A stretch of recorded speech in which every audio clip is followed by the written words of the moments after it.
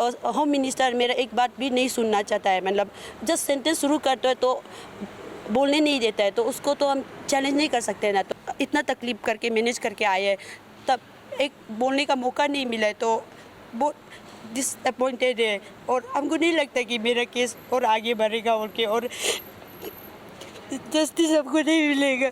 हम पैदा पहुँच चुके ट्राई कर करके। आज का मीटिंग में जेसी का तरफ से मुझे भी ले गया था, क्योंकि मेरा ग्रीवेंसेस को भी फ्लैश करने का मौका दिया था।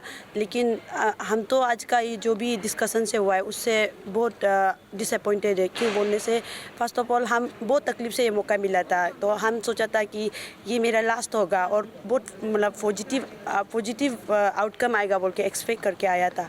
लेकिन मीटिंग में क्या हुआ है कि हमको बोलने का मौका नहीं मिला है। हम जस्ट 2-3 सेंटेंस शुरू करते हैं तो हमको बोलने नहीं देता है, तो इसलिए मेरा ग्रीवेंसेस तो एक्सप्रेस होने नहीं मिला है। और मेरा मीटिंग में मैं आने का रीज़न ये था कि बहुत दिन से आप लोग को तो पता ही है, मीडिया में सबको पता है कि मेरा ग्रीवेंसेस जो गवर्नमेंट का तरफ से एड्रेस नहीं हो रहा है बोल के, और पेन जेसी का तरफ से भी फुल सपोर्ट है। इसलिए मुझे साथ में ले जाके उन लोगों ने बोला कि अगर गवर्नमेंट को वो लोग तो ऑलरेडी डिमांड तो रखा है, लेकिन उसका एक्सप्लेनेशन तो हम ही दे सकते हैं ना, क्योंकि हम विक्टिम है।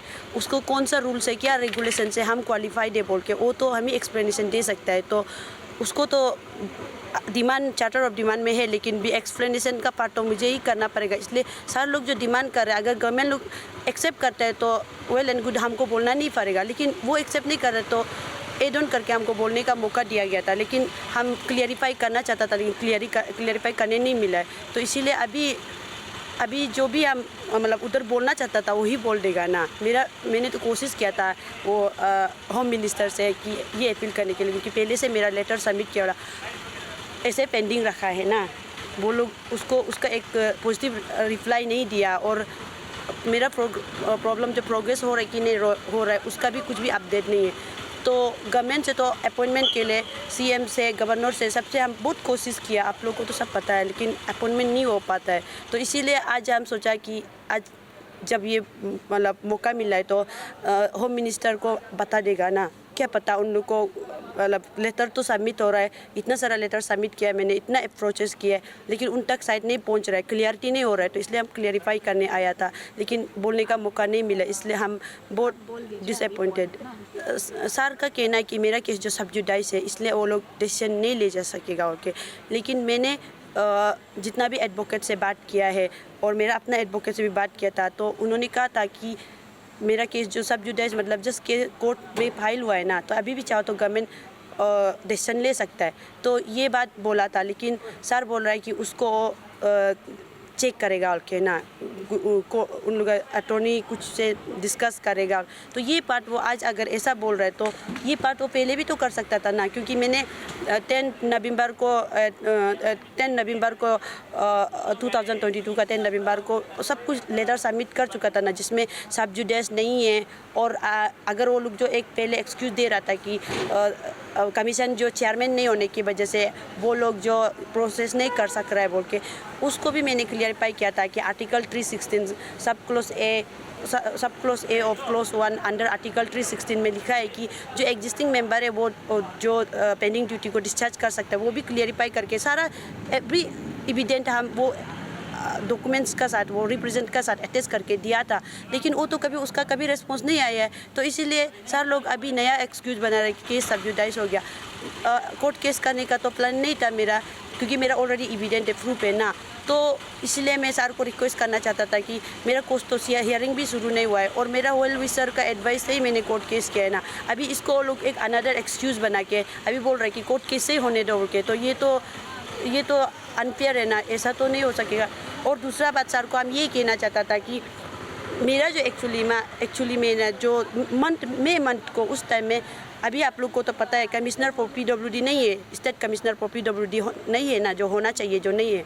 तो मई मंथ में जब मेरा पहली बार वाइवा में हमको अनफेयरली डिस्क्वालीफाइड किया गया था, तो उस टाइम में मैंने उस टाइम का स्टेट कमिश्नर फॉर PWD को जब अप्रोच किया था पद्मिनी मैम को, मैम ने मेरा बिहाफ में मेरा रिलैक्सेशन और जो प्रोविजंस है उसको चेक किया उन्होंने ना। तो उन्होंने देखा कि मेरा वैलिड है, तो उसने कमीशन को उस टाइम में इंस्ट्रक्शन दे दिया था कि इस पर प्रोविज़न हम जो वो पोस्ट के लिए अपॉइंटमेंट होने के लिए हम जो eligible I mean fully qualified है तो इमीडिएट एक्शन लेने के लिए कमीशन को ऑलरेडी इंस्ट्रक्शन दे चुका था ना।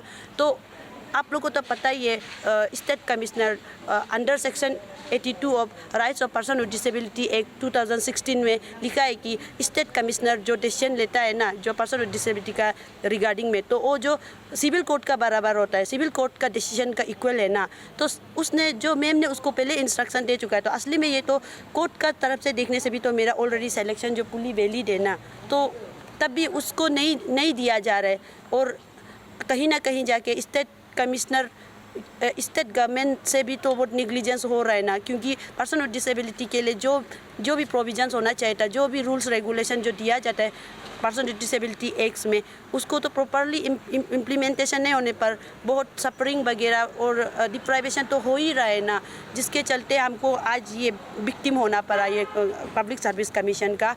तो असली में वो सबको जस्ट गवर्नमेंट का भी क्या करना है, स्टेट गवर्नमेंट का वो सबको सिर्फ वेरीफाई करना है ना। जो रूल्स है जो हम क्लेम कर रहे हैं, जो provision relaxation of standard of suitability जो पर्सन विद डिसेबिलिटी का वो प्रोविजन है उसको वो बस चेक करना है। और चेक करने का भी ज़रूरत नहीं, जबकि ऑलरेडी स्टेट कमिश्नर जो पहले 10 मई 2022 में जो लिखा हुआ है ना वो तो सिविल कोर्ट का बराबर है, क्योंकि एक में दिया हुआ है। तो उसको देखकर ही वो कमीशन को बोलना है कि अपॉइंटमेंट कर दो बोल के, इसमें इतना उसको डिसीजन नहीं ले पा के इतना कन्फ्यूज़न में होना तो वैलिड नहीं है ना। और एक पॉजिटिव रिस्पॉन्स कभी नहीं आया उन लोग से। तो इससे हमको लग रहा है कि स्टेट गवर्नमेंट मेरा केस को कम्प्लीटली इग्नोर कर रहा है ना, वो करना ही नहीं चाहता है। एक्चुअली मैम इसमें ऐसा बात है ना, क्योंकि हम जो सफ़र है ना आई मीन हम विक्टिम है, तो मेरा केस को हम ही अच्छा से समझ सकता है।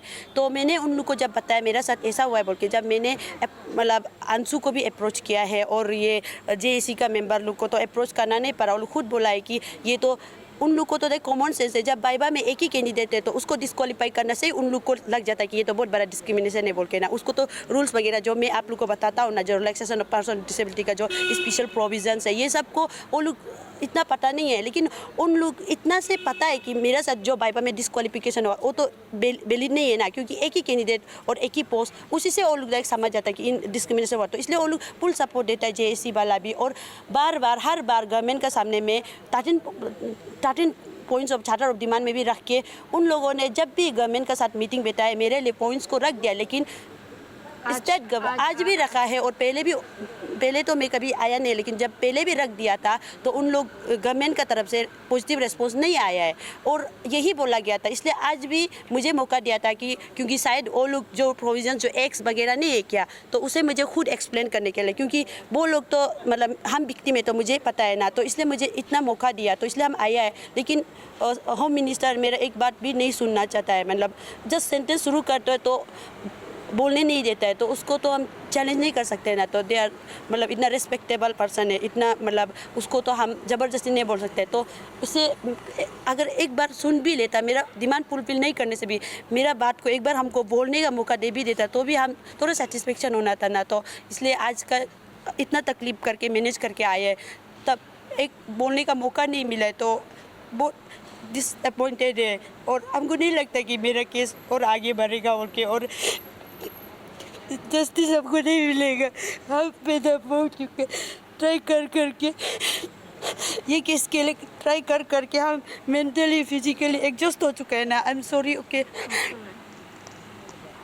और तो इसीलिए पॉजिटिव रिस्पॉन्स तो नहीं दिखा रहे गवर्नमेंट ना, तो उनको पता है कि इस बार रूल तो हम क्वालिफाइड है। और कितने मंथ से सीएम से भी एक अपॉइंटमेंट के लिए 5 टाइम्स लेटर सबमिट कर चुका है, गवर्नर से भी अपॉइंटमेंट के लिए लेटर सबमिट। एक बार सिर्फ वो लोग अगर मुझसे मिल नहीं सकते तो मेरा केस को क्यों स्टडी करके इस पर रूल वो लोग हमको अपॉइंटमेंट नहीं कर दे सकते। इसमें कमीशन फुल बॉडी होना भी ज़रूरत नहीं है। जो मैम ने उस दिन डिसीजन ले लिया था, पद्मिनी मैम ने, उसका वो स्टेट कमिश्नर उस टाइम में वो स्टेट कमिश्नर फॉर PWD था, तो उसने जो भी डिसीजन लिया है वो डिस्ट्रिक्ट कोर्ट का बराबर है, तो उसी से मेरा अपॉइंटमेंट हो चुका होना था ना।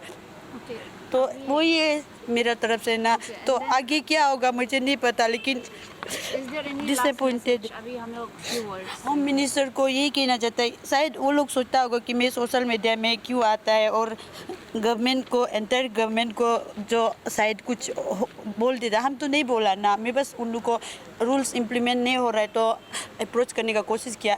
और स्टार्टिंग में तो इतना साल से ऑलमोस्ट मेरा तो APCS पेस्को से आने से पहले से है, 2018 से है। और उसका बाद जब वाइवा में डिस्क्वालीफाई किया तब से मंथ में से मैंने इतना दौड़ भाग शुरू किया है। तो तब से मैंने कभी पब्लिक डोमेन में नहीं आया, सोशल मीडिया में नहीं आया। मैंने पर्सनली बहुत कोशिश किया था गवर्नमेंट से कि वो लोग मेरा केस को सॉल्व कर देगा, मेरा ग्रीवेंसेस को वो लोग एड्रेस कर देगा, लेकिन उसमें नहीं हो पाया था। तो जब अभी आप लोग देख रहे हैं ना, जैसे कि बहुत सारा लाइक पेस्को हो रहा है और कुछ भी बहुत सारा जब सोशल मीडिया में आता है तो तभी वो लोग एड्रेस करते हैं। तो उसी वजह से मैं भी सोशल मीडिया में आना नहीं चाहते हुए अनविलिंगली जो चीज़ मुझे करना बहुत डिफ़िकल्ट लगता है वो मुझे करना पड़ रहा है। और सोशल मीडिया में आ गया तो उन्हें कहीं ना कहीं लग रहा है कि मैंने सोशल मीडिया में आके गलती किया बोल के। तो आप बताओ होम मिनिस्टर या फिर स्टेट गवर्नमेंट, तो अभी मैं क्या करना चाहिए? मेरा इसको छोड़ देना चाहिए क्या, जॉब को, जॉब नहीं करके?